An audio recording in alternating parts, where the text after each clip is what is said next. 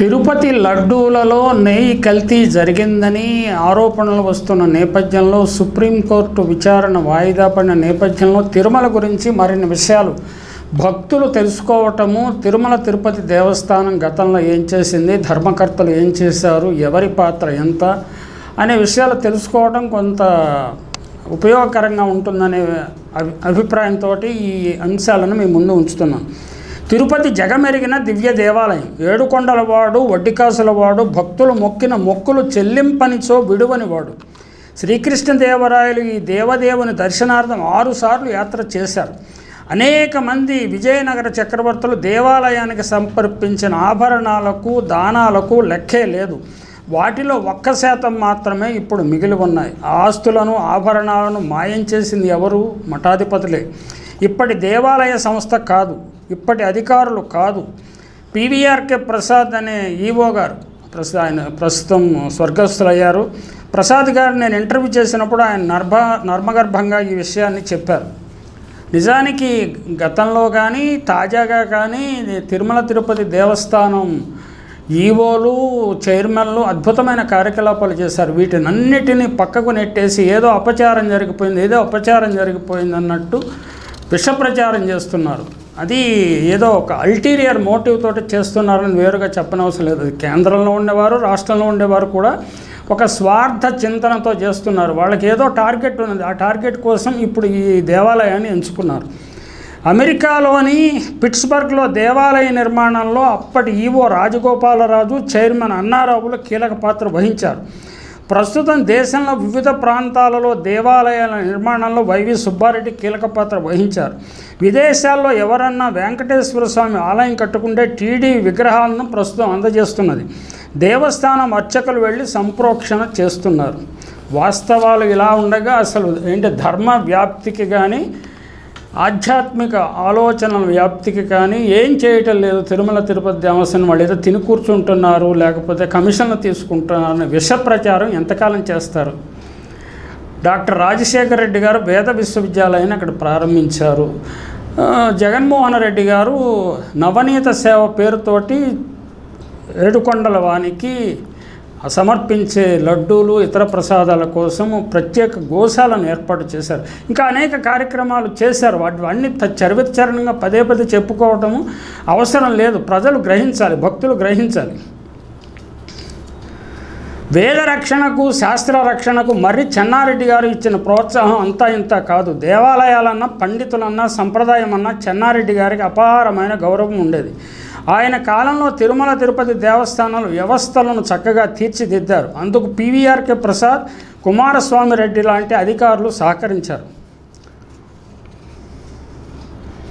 1993లో ప్రధాని పివి నరసింహారావు ఏం చెప్పేవారో గుర్తుంచుకుంటే మన బీజేపీ రాజకీయాలు పూర్తిగా అర్థమవుతాయి.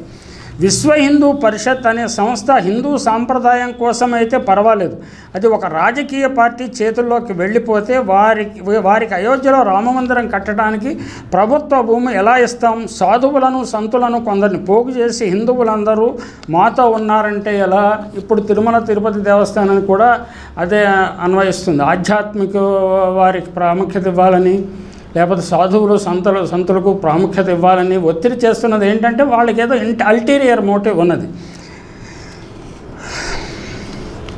అప్పుడు పివి గారు వేసిన ప్రధాన ప్రశ్న ఇప్పుడు తిరుమల తిరుపతి దేవస్థానం వ్యవహారాల్లో కూడా మఠాధిపతులకు, ఆధ్యాత్మిక వేత్తలకు ప్రధాన పాత్ర ఇవ్వాలని డిమాండ్లు వస్తున్నాయి. ఈ సందర్భంలో కూడా పివి గారు అడిగిన ప్రశ్న వర్తిస్తుంది. ఎవరికి అప్పగించాలి? ప్రభుత్వ అధీనంలో దేవాదాయ ధర్మాదాయ శాఖ అధీనంలోనే దేవాలయాలు సిరి సంపదలతో తులతూగుతున్నాయి. ఇండియాలో ముస్లిములు లేకపోతే క్రైస్తవుల ప్రార్థనా స్థలాలకు లేని సంపద హిందూ దేవాలయాలు సొంతం చేసుకున్నాయి. తిరుమల తిరుపతి దేవస్థానం మఠాల అధీనంలో ఉన్నప్పుడు అసమర్థతకు, అవినీతికి చిరునామాగా ఉండేది. ప్రస్తుతం లక్షల కోట్ల ఆదాయంతో ఎన్నో విద్య, వైద్య, ధార్మిక సంస్థలను టీటీడీ నిర్వహిస్తున్నది.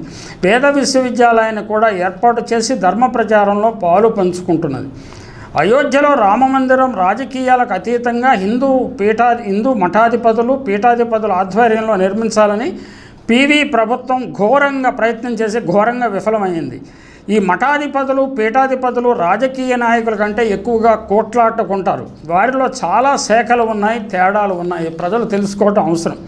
వారిలో అద్వైతులు ఉన్నారు, ద్వైతులు ఉన్నారు, విశిష్టాద్వైతులు ఉన్నారు, వీరందరికీ పీఠాధిపతులు ఉన్నారు. అలాగే శృంగేరి, కంచి, ద్వారక, బదిరి, పూరి శంకరాచార్యులు కూడా ఉన్నారు.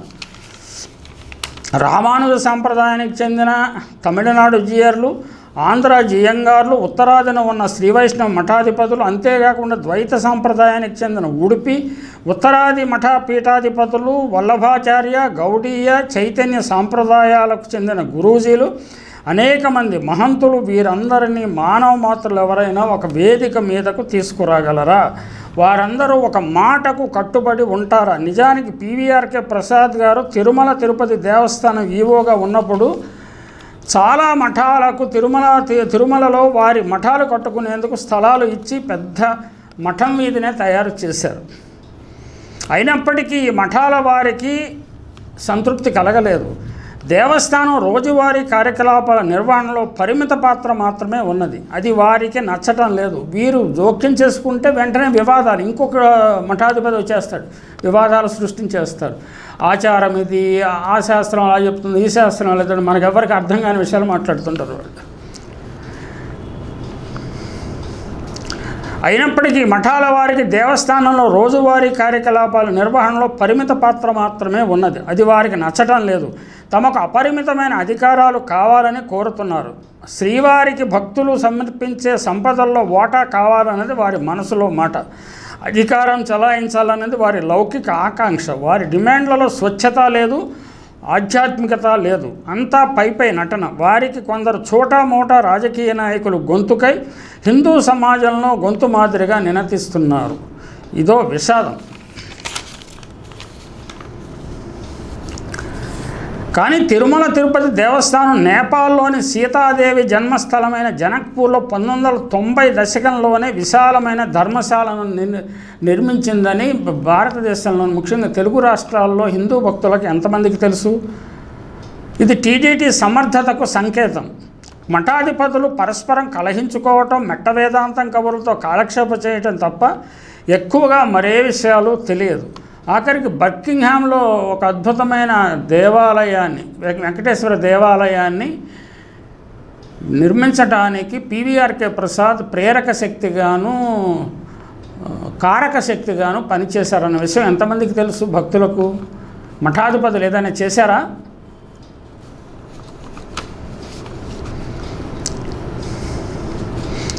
అనేక 2019-24 మధ్యకాలంలో టీటీడీ ఇండియాలోని అనేక రాష్ట్ర రాజధానుల్లో బాలాజీ దేవాలయాలను సమర్థంగా నిర్మించింది. దేవాలయ సిబ్బంది సలహా సంప్రదింపులతో అనేక దేవాలయాల జీర్ణోద్ధరణ జరిగింది.